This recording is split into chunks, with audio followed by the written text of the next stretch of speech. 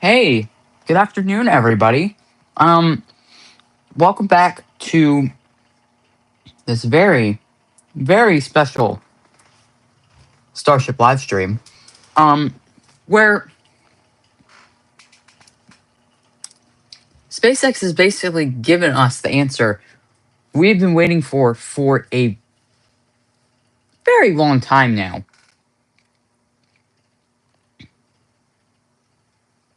Okay, so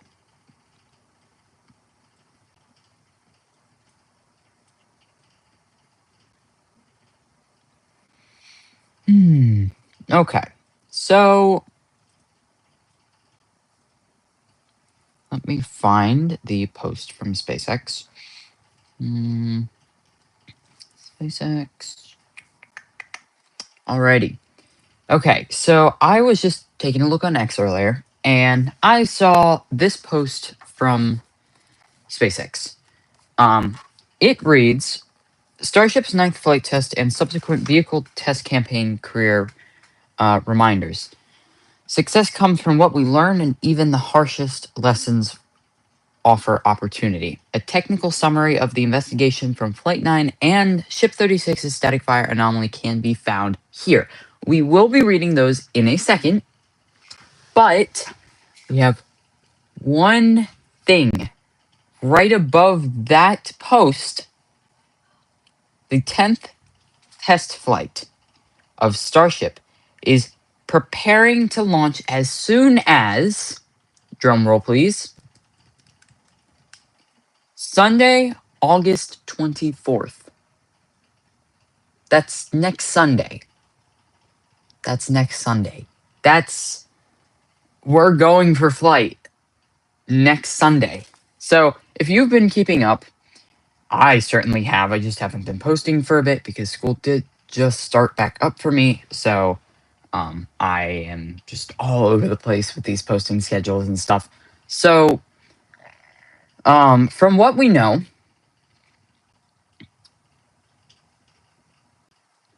the spin prime of Ship 37 went well, and they are targeting a flight no sooner than Sunday.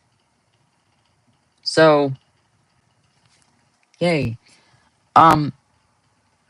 We are also going to be making predictions. So let me first read you the technical summary from Flight 9 and Ship 36's old Boom Boom. That's weird to say. And Ship 36's explosion. So, really quickly, however, I do want to state just this is a new policy that I have introduced to my channel. If you use any of my content during any of your videos, shorts, live streams, anything of the like, please credit me. I don't care if that's in the comments or in the description of the video or even in the title. Please just credit me. I do that for a lot of the people I get my videos from, or a lot of the people that I get my shorts from and some of my footage from. So please credit me if you use my footage. Thank you so much. I would also like to state I do have a new channel. Yes, you may be thinking, oh, Matthew, you have so many channels at this point. I know. But I keep having different topics that I wanted to try out. So this one is kind of different from all the other ones. So this one is called SpaceX Archives. So SpaceX Archives is basically I'm going to be re-uploading really old footage from the SpaceX YouTube channel. Now, yes, you could say, oh, well, I could just go to the SpaceX YouTube channel and go to oldest and find. I know. It sounds like a stupid idea, and in reality, it probably is a stupid idea, but I'm willing to try it. And what I want to do is I do want to get in touch with a couple of engineers, maybe have a couple interviews that I will be posting on this channel too, if that happens. And I, of course, will be trying to find some footage that has not been released to the public yet.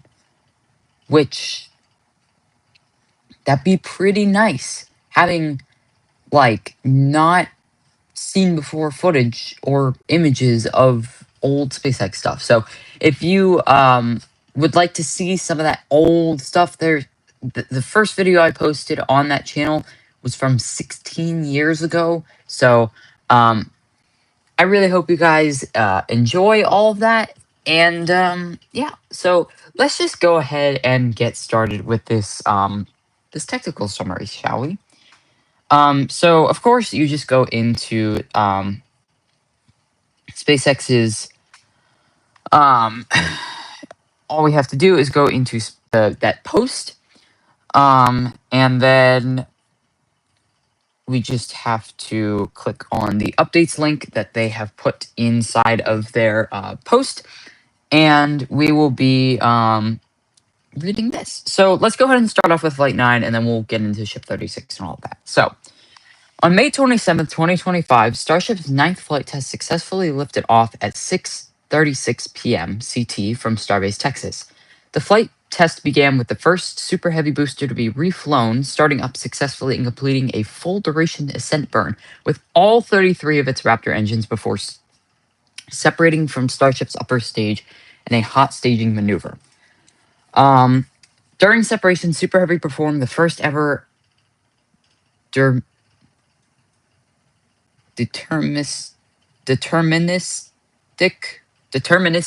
geez, that took me a second, deterministic flip, followed by its boost back burn and engine shutdown.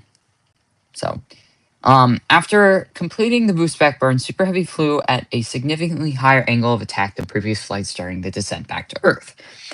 Ooh, that voice crack was wild. Reaching a peak altitude or a peak angle of approximately 17 degrees. So I'm going to try and demonstrate this the best I can. So this is, let's say, this is the center point. This is 0 degrees, let's say. Then this would be 90, this would be 180, and then that would be 270, and then 360 or back to 0. So 17 degrees is, so 45 is like about here. So 17 is probably like about here, which on retrospect, that doesn't seem a whole lot steeper of an angle, but we're talking about a 22-story building flying through the air. Like that's a large angle, people. So this trajectory was a flight experiment to gather data on the limits of the Super Heavy booster's performance. Once it reached the planned splashdown area, the booster relit 12 of the planned 13 engines for its landing burn. Shortly after the burn started, an energetic event was observed near the aft end of the vehicle, followed by a loss of telemetry. Final data was received from the booster approximately 382 seconds into flight and at approximately 1 kilometer in altitude over the designated clear area or clear zone. So, as you guys know, the booster demised. You guys can go watch my stream of Flight 9 to obviously see that. So, but then, so, yeah, let's just continue reading the technical document and we'll keep talking throughout. The most probable cause for the failure at landing burn was higher than predicted forces on the booster's structure, specifically on the booster's fuel transfer tube due to the increased angle of attack experiment. Post-flight analysis shows that the vehicle load exceeded the capabilities of the transfer tube, which is the big tube in the middle of the Super Heavy booster that carries the methane from the top of the booster down to the engines. So that's what the transfer tube is, if you didn't know. Which is believed to have experienced a structural failure resulting in a mixture of methane and liquid oxygen and subsequent ignition. For the remaining flight tests using this version of the Super Heavy booster, the angle of attack for booster descent will be lower to decrease aerodynamic forces and minimize the likelihood of a structural failure. So they're basically going to go back to the old one, which that doesn't bother a lot of people because, we've seen it for 8 flights and all of a sudden they changed it, so it doesn't really bother us. But I already have read through this technical document. There is something in this document that I do not think a lot of people are going to be very fond of. I was not when I first read this document. So let's just go ahead and continue reading, shall we? SpaceX works with SpaceX works with experienced global responders, a response provider, to retrieve any debris that may have washed up in South Texas and or Mexico as a result of Starship's flight test operations. During the survey of the the expected debris field from the booster, there was no evidence of any floating or deceased marine life that would signal booster debris impact harmed animals in the vicinity. So that's the end of the booster section. Now getting into the upper stage section. Now there was a lot, and I mean a lot of very, very surprising things we learned from this technical document that, to be honest, we didn't even know happened. So let's just keep reading. Following a successful stage separation, the Starship upper stage let all 6 of its Raptor engines and flew along its expected trajectory. Approximately 3 minutes into the burn, sensors in the nose cone detected a steady increase in methane levels. This continued until approximately 5 minutes into the burn, when pressures began to rapidly decrease in the main fuel tank, while pressure simultaneously increased in the nose cone area. That's a big thing. That is a big thing, that pressure increased in the nose cone while in the tank they were decreasing. So that's not the best. Starship systems were able to compensate for the drop in main tank pressure and complete the ascent burn, achieving the plane velocity and second stage engine cutoff, or SECO. So if the computers didn't compensate for that, we very much could not have seen another SECO. But they did, so we're good for now. Okay. After engines shut down, the elevated nose cone pressure combined with the planned nose cone venting led to a large amount of attitude error, which attitude is here, I'm just going to show you with this little SN5/SN6 model. Attitude control is the control of the vehicle, like not altitude, like height, not altitude, attitude, which is like the way that it's oriented. So they were losing a large amount of had a lot of attitude error. Not as much error, more like failure of flight 7 and 8's attitude loss, but still attitude errors. So if you have been wondering why they've been saying, "Oh, it's not attitude, it's altitude," it is attitude. Altitude is height above the surface of the Earth, and attitude is orientation. So,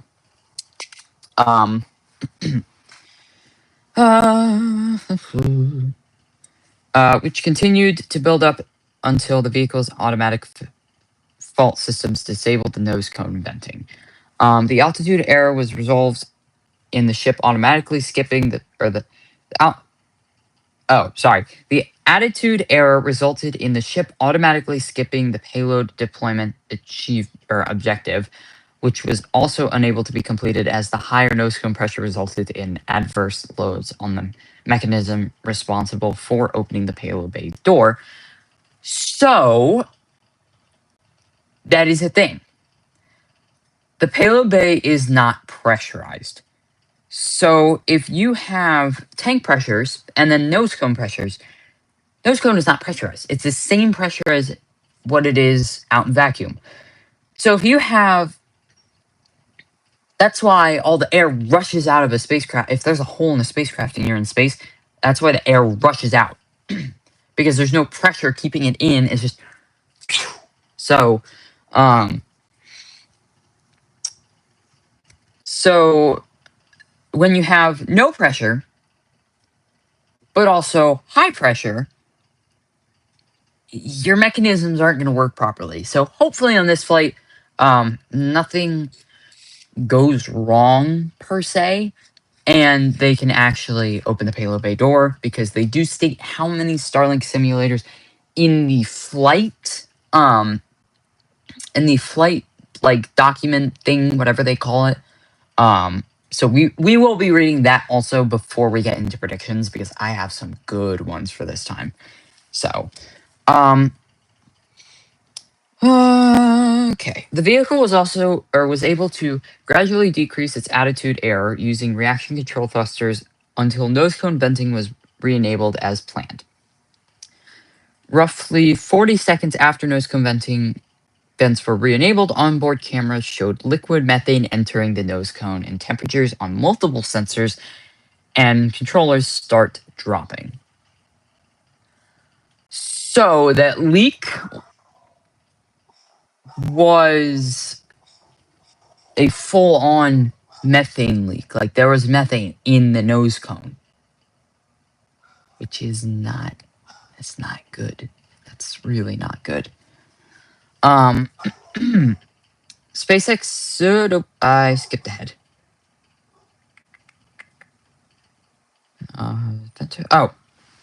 It's eventually triggered automatic passivation commands on the vehicle, resulting in Starship skipping the in-space burn and venting all remaining propellants in space. They did tell us that, so we did know that part. Starship re-entered Earth's atmosphere in a off-nominal attitude, and communication was lost during re-entry. Final telemetry from Starship was received approximately 46 minutes into the test flight, while the vehicle was approximately 59 kilometers in altitude and inside the designated area over the Indian Ocean. There was no automated flight safety system mission rule violation or initiation of the flight termination system. So they did not activate the FTS, and there was no sorts of violations. So they were good. Everything's fine.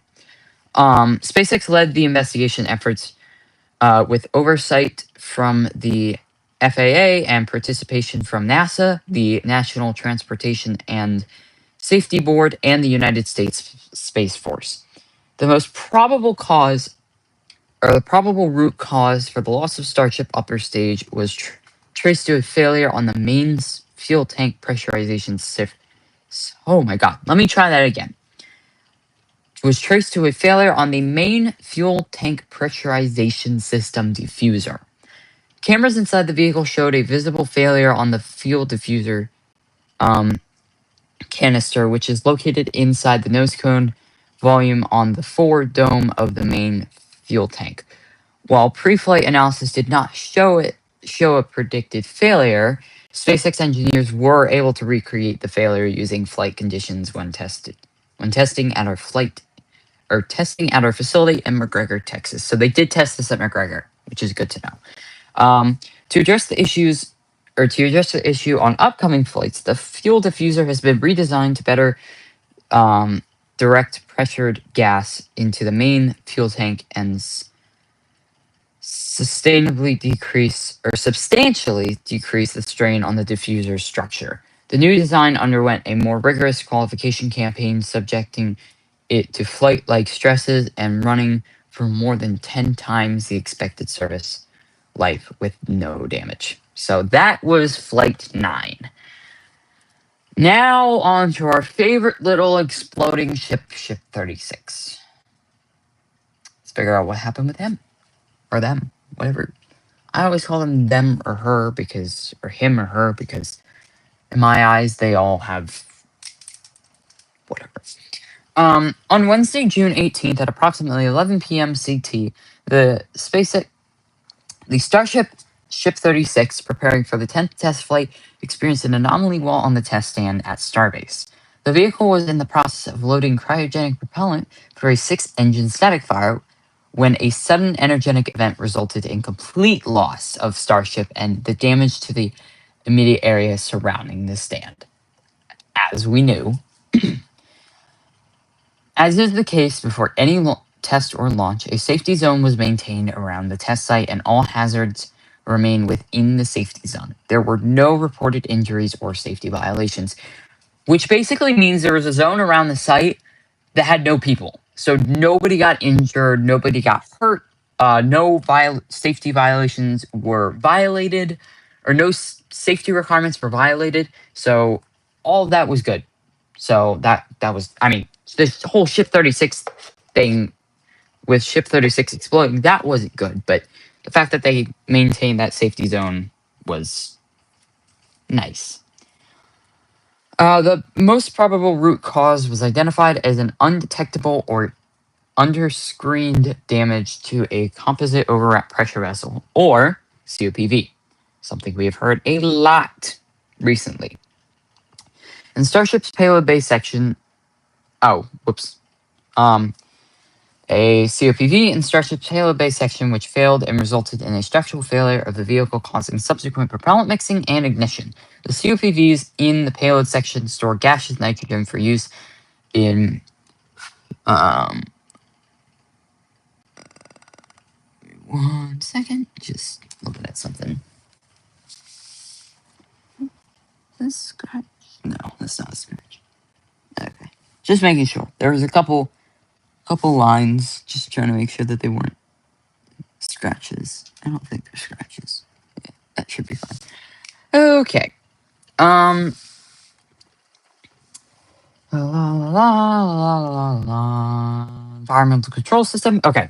To address the issue, CPVs on upcoming flights will operate at a reduced pressure with additional inspection and proof testing added prior to loading reactive propellants on a vehicle. SpaceX has also updated its COPV acceptance criteria and developed a new non-destructive elevation method to detect internal or whatever that word was. Detect internal COPV damage.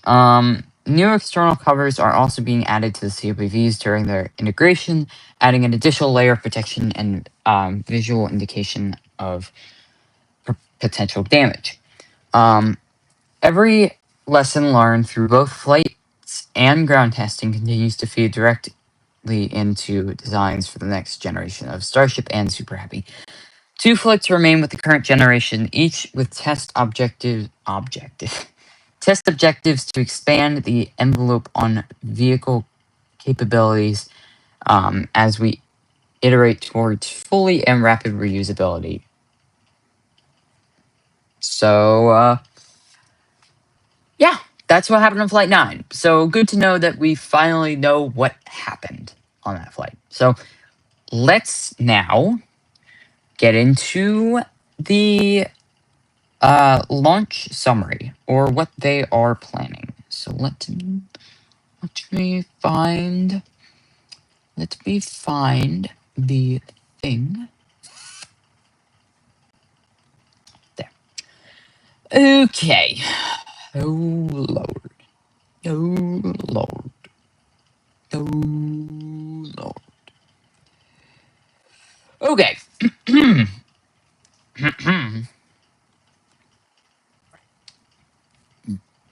Okay. The 10th test flight of Starship is preparing to launch as soon as Sunday, August 24th. The launch window will open at 6:30 p.m. CT. A live webcast of the flight test will begin about 30 minutes before liftoff. So where I am, that will happen at 7:30. Whereas there will happen at 6:30. And then on California's time, that's like 6 hours before. So that's going to happen at like 12 or 1:30. So, yeah. Which you can... Okay, a live webcast will happen within 30 minutes, which you can watch here and on X at SpaceX. You can also watch the webcast on the XTV app. As is the case with all developmental tests, the schedule is dynamic and likely to change. So be sure to check in here and there and stay tuned to our X account for updates. After completing the investigation into the loss of Starship on its ninth flight test and um, Ship 36's static fire anomaly, hardware and operational changes have been made to increase reliability. You can read the full technical summary of the investigation here. We already read that, so we don't have to read that again. The upcoming flight will continue to expand.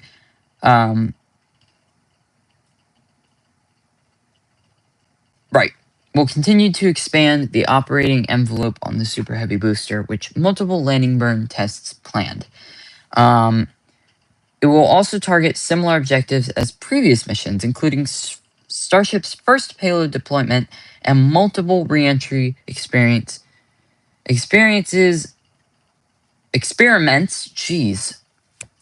Geared towards returning the upper stage to the launch site for catch. Mind you, that said upper stage, not lower stage. That doesn't mean that the Super Heavy booster is not going to be caught on this flight. That's not what that means. It just, yeah.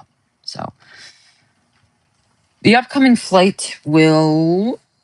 Nope, I went back.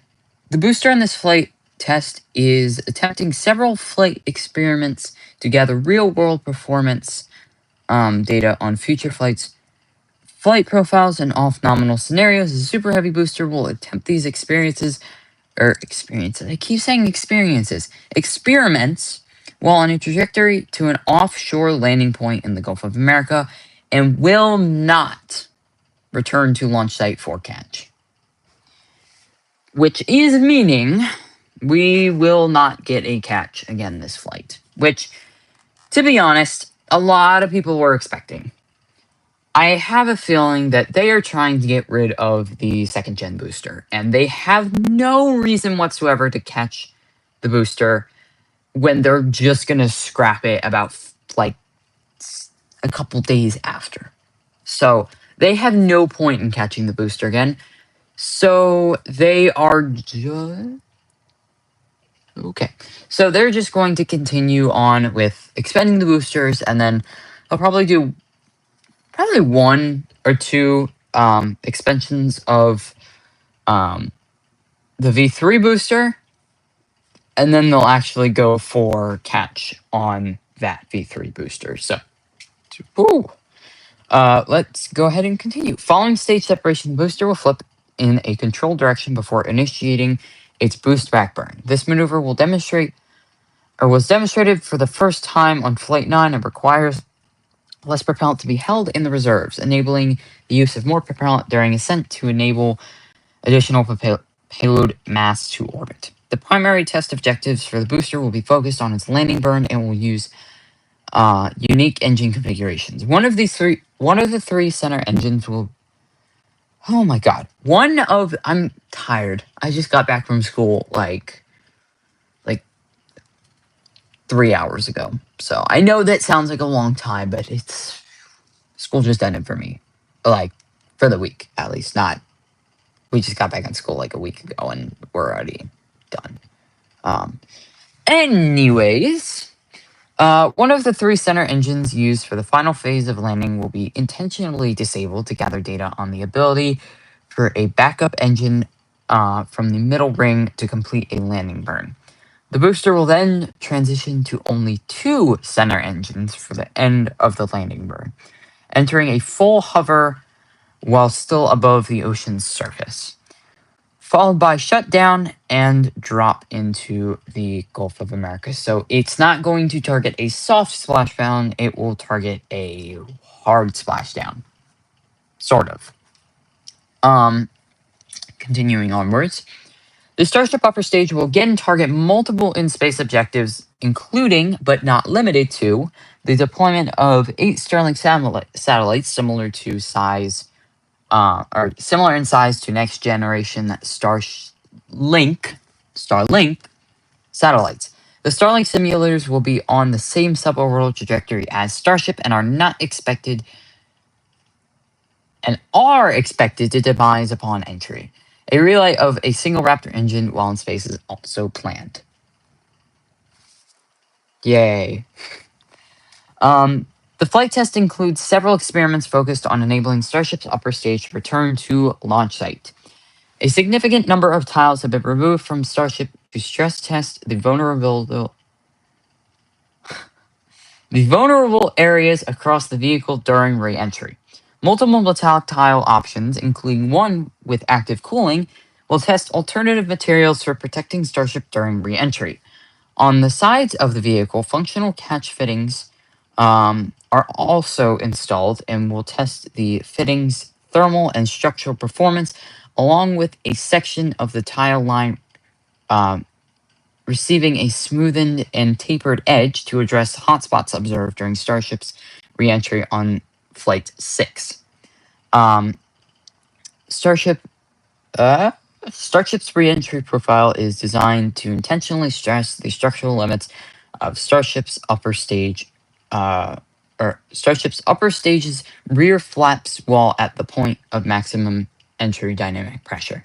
Flight tests continue to provide valuable learning to inform the design of the next generation Starship and Super Heavy vehicles, with production ramping up inside Star Factory at Starbase, alongside new launch and test infrastructure actively being built in Texas and Florida. Starship is poised to continue iterating towards a rapid and fully reusable launch system. So, we are close to a Starship launch. Now, it's flight prediction time, your guys' favorite part of the video. And yes, I didn't put this in the title, but whatever. I think things are going to repeat themselves again. Yes, I'm going on this whole tangent about things repeating themselves again, but I frankly do not care. So I will not be using. I did just want to mention this really quickly. I will not be using my giant 1/150th scale model. I will not be using that to demonstrate what I think is going to happen or past events. I will still be using my 1/100th scale model, mostly because it's smaller and it's less prone to me dropping and or falling. So yeah, let's go ahead and grab that model over there. So before I do that though, I would like to show you something that I have been working on for a little bit. You may have just saw it a little tiny bit there. I have been working on a SpaceX Dragon helmet. Now you may be thinking, hey, yeah, it's a model, but like it's just a huge model. Like it's in a couple parts, but like, what is its function? Well, as you can see, it is hollow on the inside, so I can, if I really wanted to, put it on my head, which I probably sound very weird. Because of my microphones, either I don't know if my microphones are coming from my AirPods or if they're coming from my phone. But if they are coming from my AirPods, they probably do sound very, very, very weird. Now you may be thinking, well, you can't see because you got this big black thing in the front. So, like, what's the point of it? Well,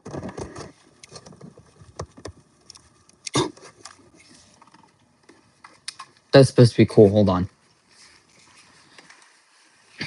This happens every once in a while. Like, I haven't opened. I gave it away. Whatever. I haven't opened this in a while, so it's. Please hold.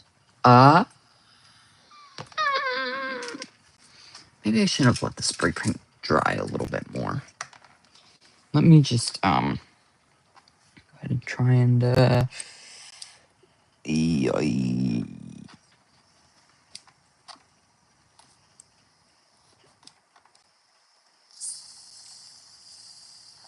okay, let me try this. Okay, hold on. I'm having some technical difficulties because like this thing was supposed to open. But It seems that because of me leaving it closed for a while, it has gotten stuck.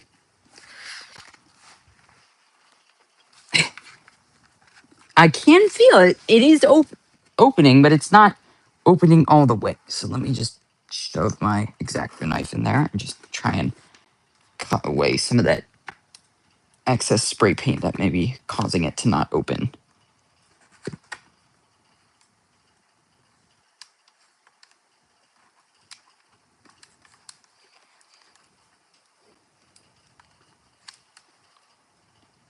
Okay. Just continue cutting. Okay. Well, that's not practical. I just lost my X-Acto knife blade inside of this thing. Hold on. I'm not going to be happy if this snaps because I don't know if I have another X-Acto knife blade.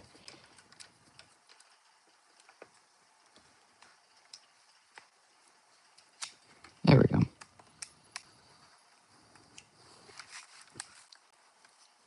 Let me try and get it from the other side because I probably can just cut it open from the other side. Maybe.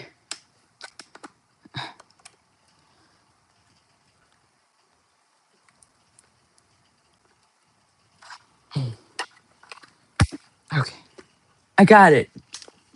Okay. So back to what I was saying before this thing really decided to not work. You may be thinking, well, what's the point? Because you can't see and it's just, you just see black. Well, this thing opens. Ow. And shuts. Okay, there we go. So yeah, this thing opens. I am going to New York Comic Con this year with a couple of friends and my parents, or my dad at least. And I will be going to New York Comic Con, and I will be wearing this.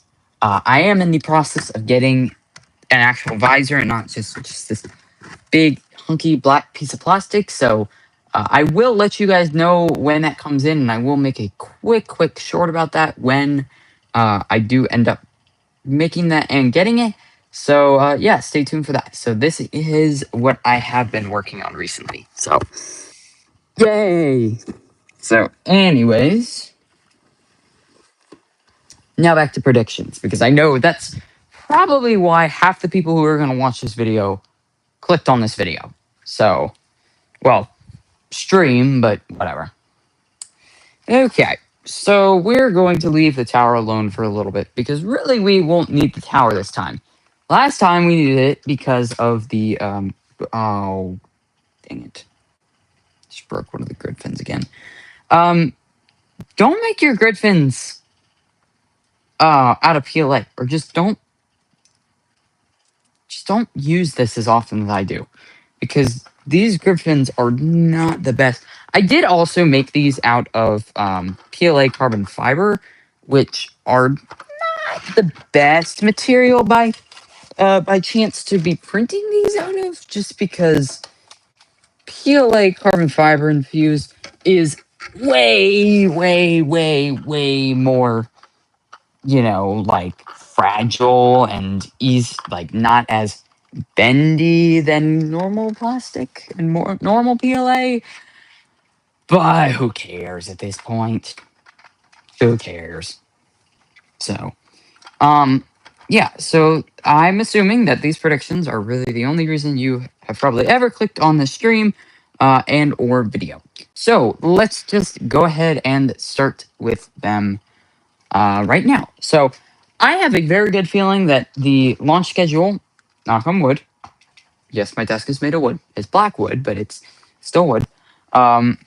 I have a feeling that the launch schedule is going to stay on schedule. I think that they're going to launch on the 24th, and I think that is final. Like, that is when they are going to launch. So let's go ahead and get these predictions done. So I think Ascent, or the booster engine startup, I will have a little disclaimer. I did lose a couple of engines. I only lost 3.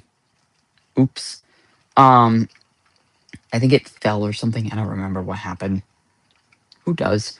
I think ascent, like turning, and then the rotating, and then the like you got that, and then you got the rotate, and then you got the stage separation. And not okay. There we go. I finally got it to a point where it won't pull that off. I just had it at a weird angle, and then boost back, and then subsequent that is gonna go fine.